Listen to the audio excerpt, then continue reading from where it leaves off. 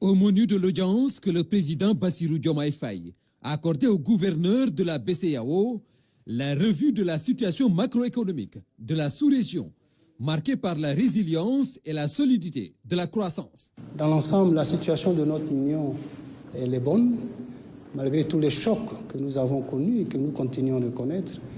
La croissance économique reste solide dans notre zone, devrait être au-dessus de 5% en 2023 et atteindre pratiquement 7% en 2024.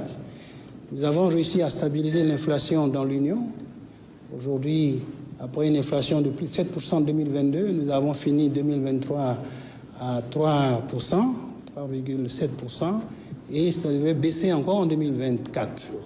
Et au niveau de nos échanges extérieurs également, la situation s'améliore. Le secteur bancaire est solide. Jean-Claude Cassibrou a également évoqué avec le président de la République les réformes envisagées à court terme, mais aussi la situation financière du Sénégal. Au niveau donc de la croissance, de l'inflation, le secteur bancaire, comme je l'ai dit, est résilient. On a des banques qui sont dans l'ensemble en bonne situation. Les crédits à l'économie sont soutenus. Ils augmentent au cours des 3 dernières années à un taux de plus de 10%, donc de 2 chiffres en moyenne. Et donc ça se poursuit. Nous sommes en train de revoir la réglementation. Nous avons revu la loi bancaire, la loi sur la microfinance, la convention de la commission bancaire. Et donc nous poursuivons donc dans cette dynamique avec d'autres réformes qui vont être introduites en 2024. Nous sommes en train de développer tout le processus de digitalisation. Nous voulons accroître, intensifier la digitalisation dans notre espace monétaire, dans notre région, pour justement faciliter les paiements et par ce biais, accroître l'inclusion financière. Autre audience, celle du président du groupe de la Banque africaine de développement. Les réformes ont aussi été au cœur des discussions.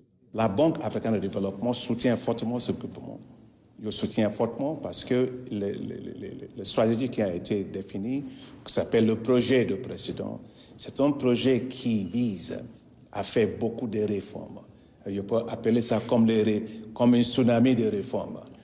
Réforme au niveau fiscal, réforme au niveau monétaire, réforme des institutions de l'État, au niveau juridique, au niveau de la gestion des ressources publiques, parce que c'est quelqu'un qui vient, qui fait l'impôt et tout cela, donc il connaît très bien. Et aussi, il a beaucoup exprimé son intérêt de voir aussi la restructuration de l'économie pour voir industrialisation locale, consommer les choses qui sont produites. Akinwumi Adesina de saluer l'intérêt que le président Bassirou Diomaye Faye accorde à l'investissement dans les domaines relatifs à la création de l'emploi, notamment des jeunes, la santé et l'agriculture. On va faire beaucoup d'investissements sur l'infrastructure pour l'agriculture, surtout sur l'irrigation. Nous avons parlé concernant du riz, du maïs, de blé, surtout, qui est vraiment très important pour lui. Et il lui avait assuré que l'engagement sera très fort de la Banque africaine de développement. Et deuxièmement, nous avons aussi parlé concernant la santé, de la santé. Le chef de l'État est vraiment intéressé d'assurer l'autosuffisance au niveau de la santé et le produit pharmaceutique ici au Sénégal. Le chef de l'État aussi a parlé beaucoup concernant l'engagement des jeunes, la création de l'emploi des jeunes. Et je lui avais assuré que la Banque africaine de développement mettrait à la disposition de son gouvernement les instruments que nous appelons la banque d'investissement dans l'entrepreneuriat de jeunes. Pour cette année, la Banque africaine de développement mettra à la disposition du gouvernement 500 millions de dollars pour les projets dans différents volets.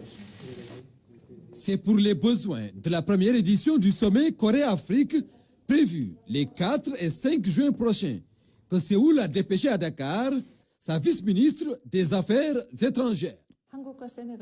La Corée et le Sénégal maintiennent la coopération bilatérale depuis longtemps et nous allons toujours continuer cette coopération à l'avenir. Aujourd'hui, j'ai rencontré Monsieur le Président. C'est pour discuter la coopération d'avenir.